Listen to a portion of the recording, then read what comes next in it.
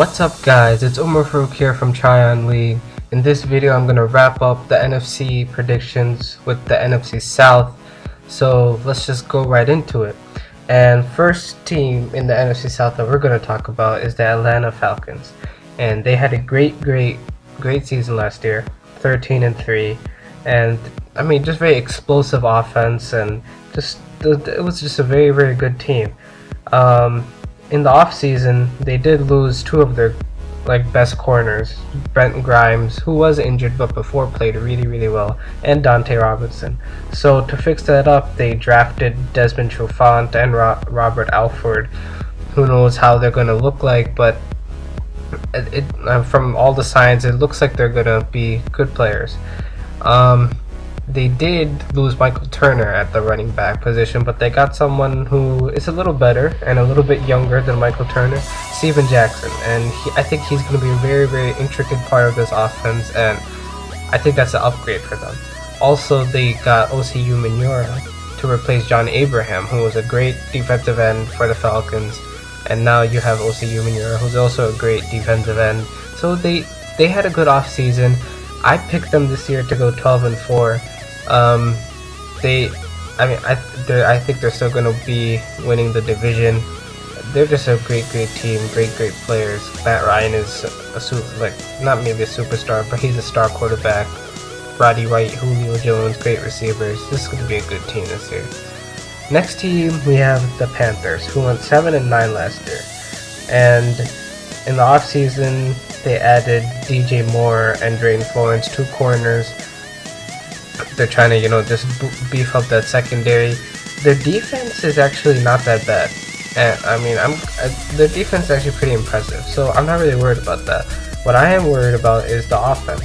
First of all, Rob Chudzinski, who was the offensive coordinator, now he's the head coach in Cleveland. So Cam Newton has to get used to a new offensive coordinator.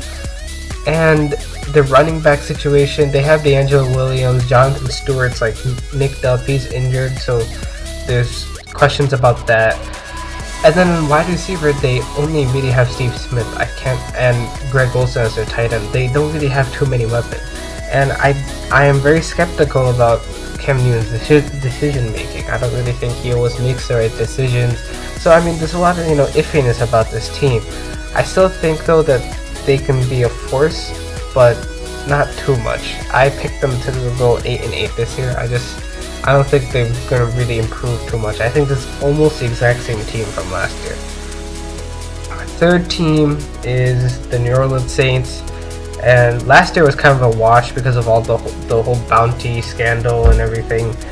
Sean Payton will be coming back to coach his team, so that's a huge plus already. They drafted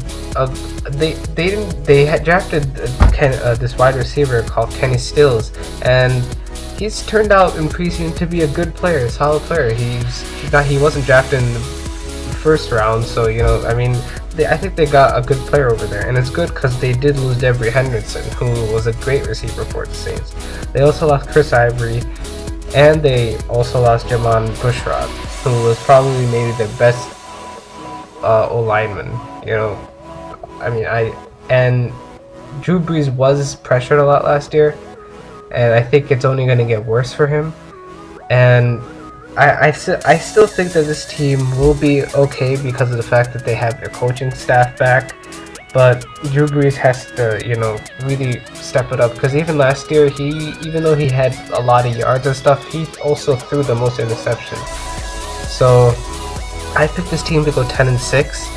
I think their defense is a big liability for this team, and I think that's keeping them from going down. So 10-6 for the Saints this year. And then last team is the Tampa Bay Buccaneers.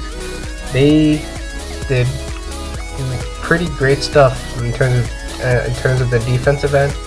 They were able to trade for Darrelle Revis, who is, I think, still the best corner in the NFL.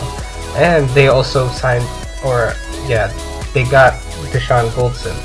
And Deshaun Goldson was great safety for the 49ers. Great safety for the 49ers. So they made like, you know, impressive improvements on the defensive side. And again, they're like the Panthers. You're not really worried about the defensive side. You're worried about the offense. And this team actually has more weapons. Like, they have, I mean, Doug Martin's great young running back.